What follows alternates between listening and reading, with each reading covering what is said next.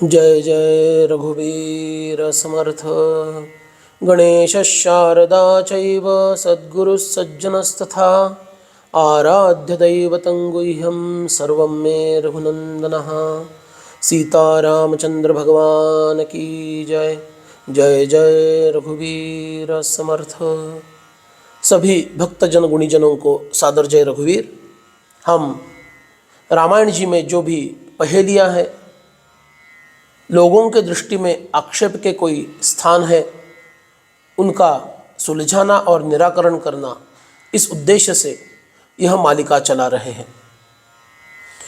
आज ऐसा ही एक विषय लेके हम आपके सामने प्रस्तुत हैं। विषय है ऋषि गौतम द्वारा अहल्या जी को मिला हुआ श्राप। बहुत से लोगों के मन में यह आशंका है कि इंद्र गौतम जी का भेष धारण करके अहल्या जी के पास आता है और उनके द्वारा कुकर्म में उनको प्रेरित करता है और वह कर्म हो जाता है। इसमें अहल्या जी का क्या दोष है? उन्हें क्यों श्राप दिया गया? इसका हम विचार करेंगे। यह विचार हम वाल्मीकि रामायण के बालकांड के आधार पर करेंगे। सभी जानते हैं, एक दिन गौतम जी प्रातः काल में, उषक काल में नदी पर स्नान करने के लिए चले गए। उस समय पर गौतम जी का भेष परिधान किए हुआ यह इंद्र अहल्या जी के पास आश्रम में आता है। वाल्मीकि जी लिखते हैं, यह गौतम जी नहीं है, इंद्र है, यह अहल्या जी भांप लेती है। और फिर भी मतिम चकार दुर्मेधा देवराज कुतूहलात्, उसकी बुद्धि भ्रष्ट हो जाती है। क्यों? देवराज इंद्र के बारे में उसके मन में कौतूहल जागृत होता है। इसके साथ वह कर्म किया तो मुझे कितना आनंद मिलेगा, और उस कुतूहलवश होकर, कामवश होकर वह इंद्र का स्वीकार करती है। इतना ही नहीं, यह सब हो जाने के बाद कामनावश कोई बात हो जाती है, हमारा धैर्य नष्ट हो जाता है और कुछ अनुचित बात व्यक्ति कर बैठता है, उसके पश्चात उसे पश्चाताप होना चाहिए, वह भी उसे नहीं होता। वह क्या कहती है इंद्र को? वह कहती है, कृतार्थास्मि सुरश्रेष्ठ, हे देवताओं के सर्वश्रेष्ठ इंद्र, मैं इस अनुभव से कृतार्थ हूँ।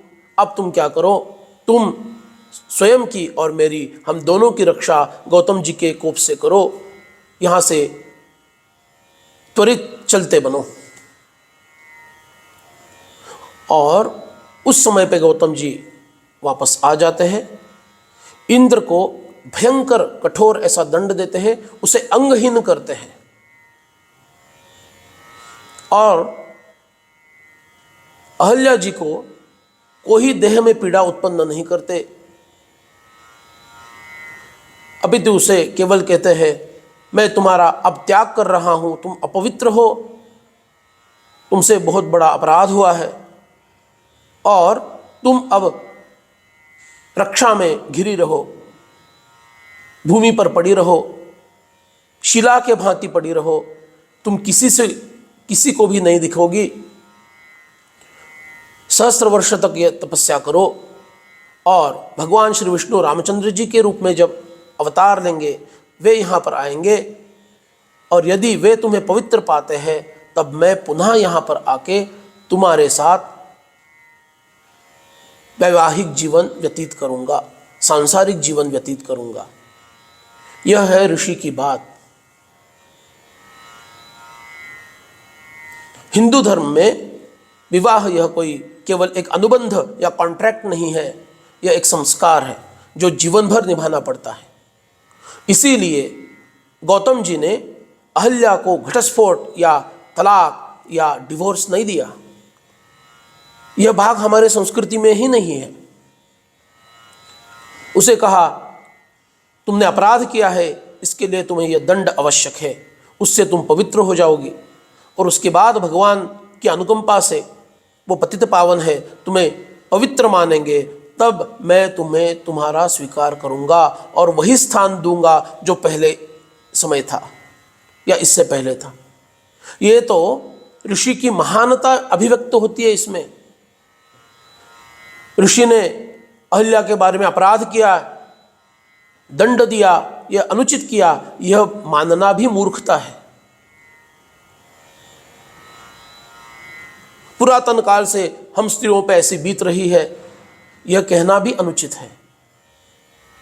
हम आधा अधूरा कुछ तो कही बात, सुनाई हुई बात, उस पर ही विश्वास कर लेते हैं। मूल ग्रंथ में क्या लिखा है इसका अभ्यास करने की प्रवृत्ति नहीं है। यही हमारा दोष है।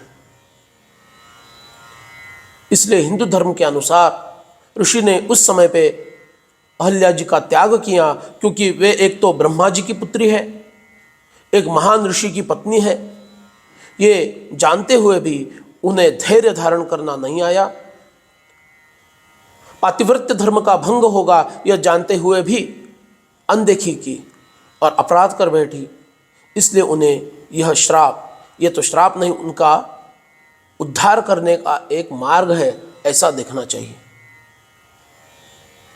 इसलिए गौतम ऋषि के बारे में हमारे मन में जो भी कुछ कलुषित भावनाएं हैं उनका त्याग करना ही उचित होगा।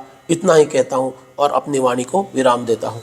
जय जय रघुवीर समर्थ।